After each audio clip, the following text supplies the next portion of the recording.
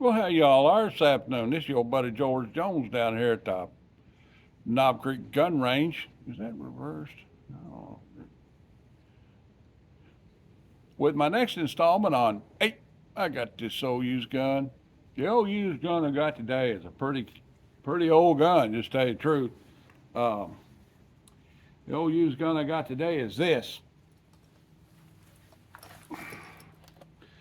the Armalite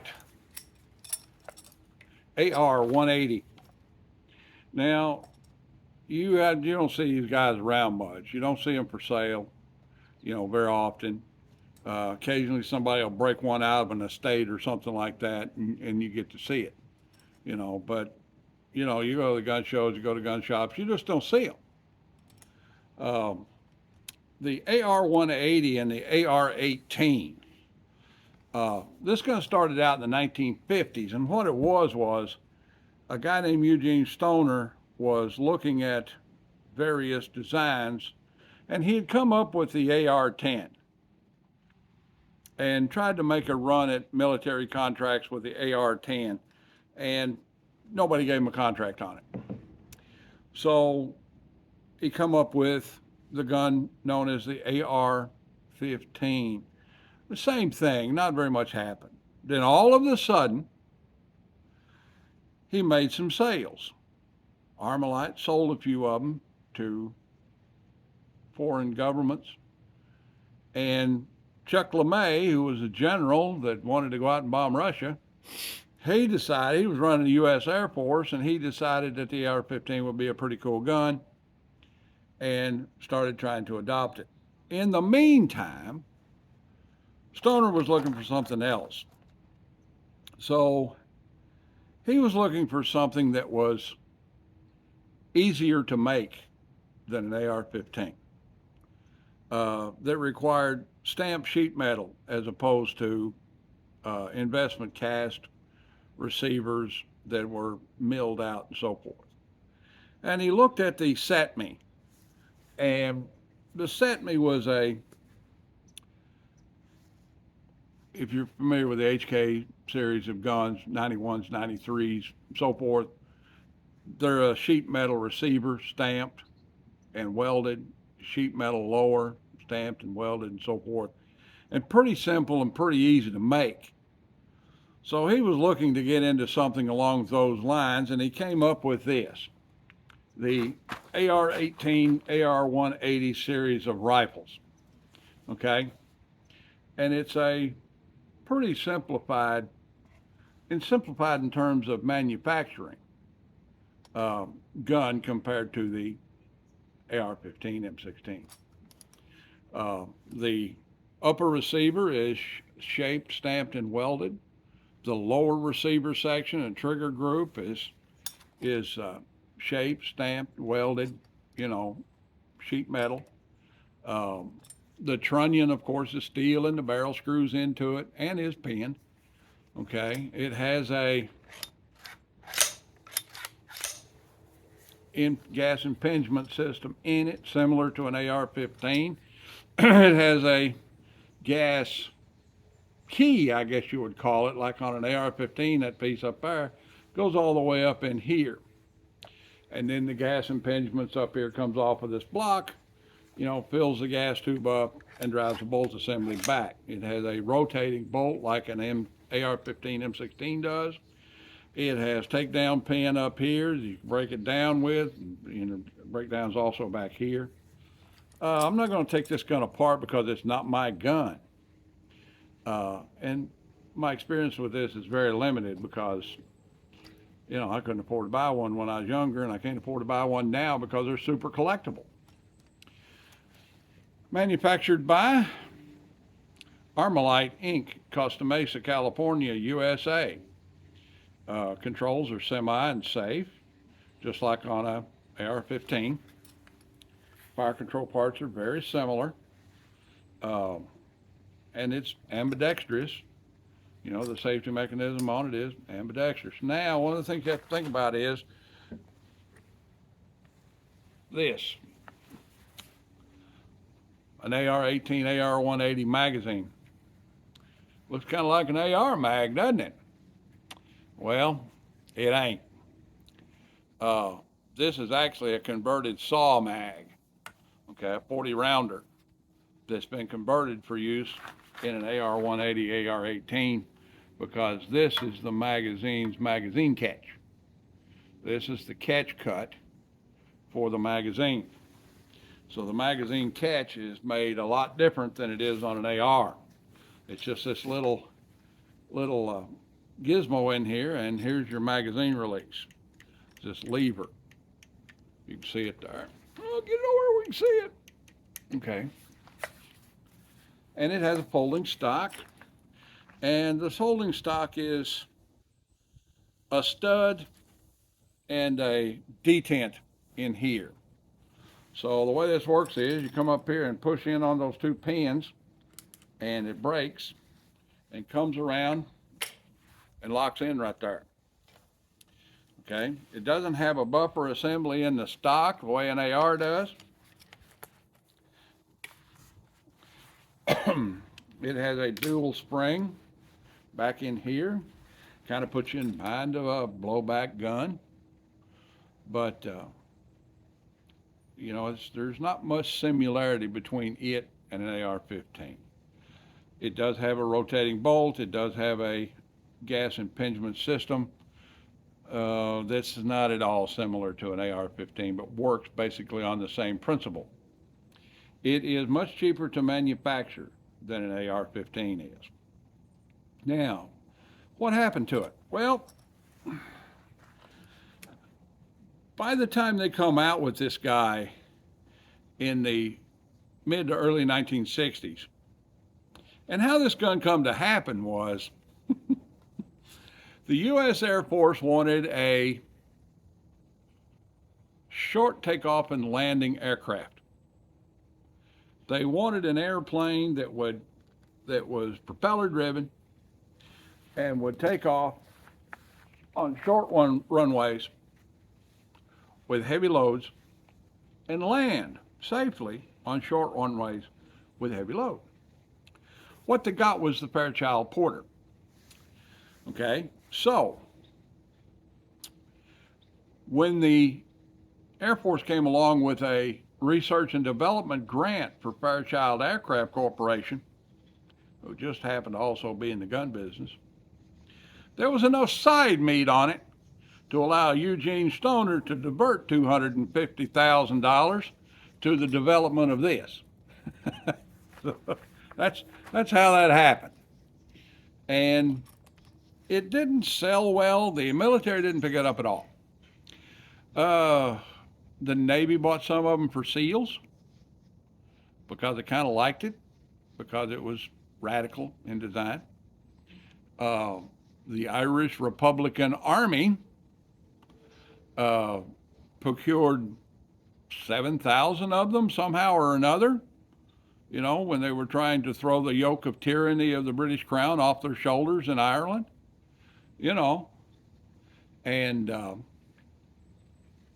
bunch of mercenaries units bought them. You saw them pop up in South America and in Africa. The Australians, when they become involved in Vietnam, bought 20-some thousand of them just in one purchase because they were short. You know, they had to have something.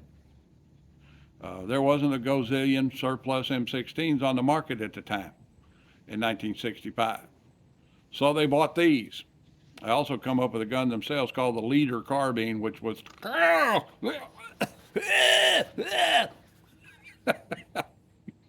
I'll be reviewing one next week. Oh, having said all of that, you know, the charging handle is up here like this. It could easily be a straight plug, you know, because it looks like a crank handle, but it's not. All right. Handguards, I've always thought the handguards didn't have enough vent holes in the bottom of them. They got like 5 vent holes in the top and 3 vent holes in the bottom. And how this works is the barrel gets hot and it draws air in the bottom and lets it come out the top through convection. I'm not going to mess with the sights on this gun. We're going to load it up right quick and see how it actually shootifies. see if it shootifies at all. Now, I haven't got a target up down there. At the embankment down there is about 125 yards away, but there is a few items standing out down there that I'm going to try and shoot at one of them. And if I can hit it, I'll turn the camera around and show off that I can hit it. All right, let's give it a try. No Bryce deflector, and I haven't shot one of these things since I was a teenager. So we're going to give it a try here. And see if I can get it loaded. Is it in there? Yeah, okay. Did it run one of that battery? I think it did. All right, let's fire take one here and see what happens. I'm worried about this lack of brass deflector. We're going to see what happens. It's a comfortable ergonomic gun. Oof. Hey, throw that thing down on semi-automatic, safe right there. And see if we can reposition the camera to Damla where you can see down range, because I hit it.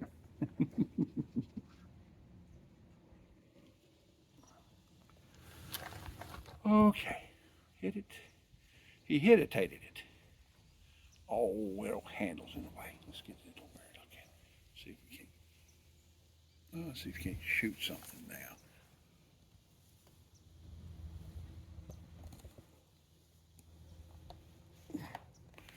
Okay. If you can see it, there's a little white gizmo of some kind laying down there on the backstop, kind of to the right.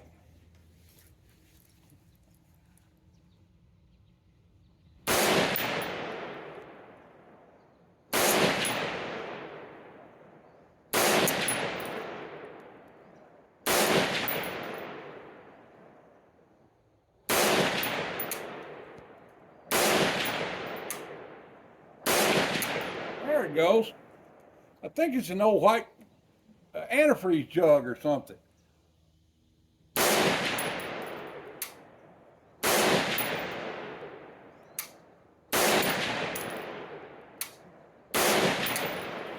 Okay.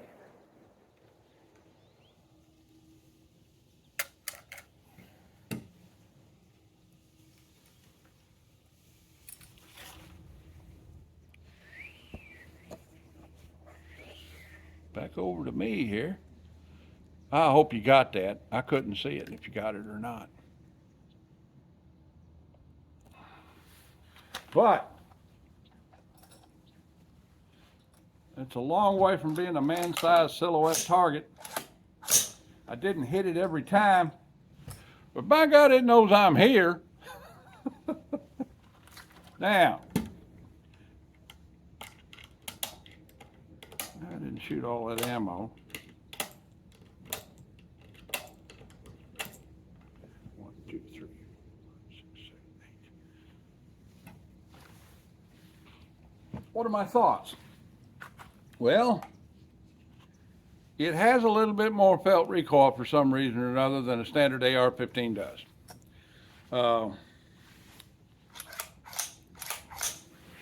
The lack of a buffer assembly may account for that.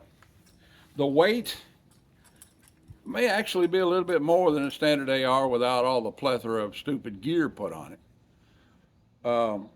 The sights are good and easy to pick up and highly adjustable. The front side adjusts just like an AR-15 does.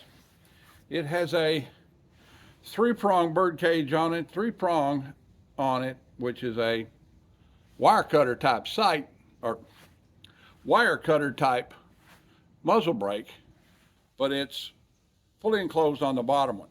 So you have 2 small ones, 1 large one. I don't know if that helps contain recoil, deflect recoil,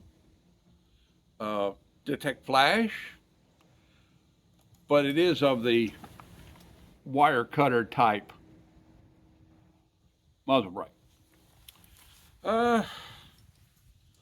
The cheek well, stock well is good. The length of pull is correct for me. You know, it's just a nice little rifle. All around nice little rifle. Now, let's talk about the fingers. We know we don't talk about the specific price of firearms on YouTube anymore. They really don't like that. So, I am using the finger scale.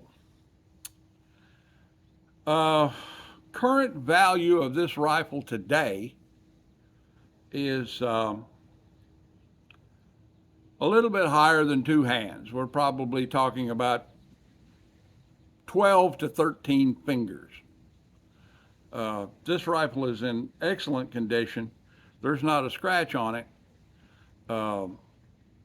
And, you know, none of the Bakelite or plastic on it is busted. It's just very nice. The finish of the gun is in,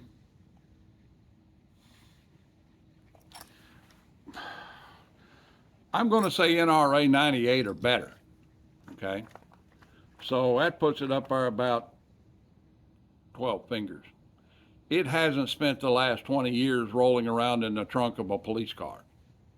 Okay. It's been nicely cared for and well taken care of. Yeah.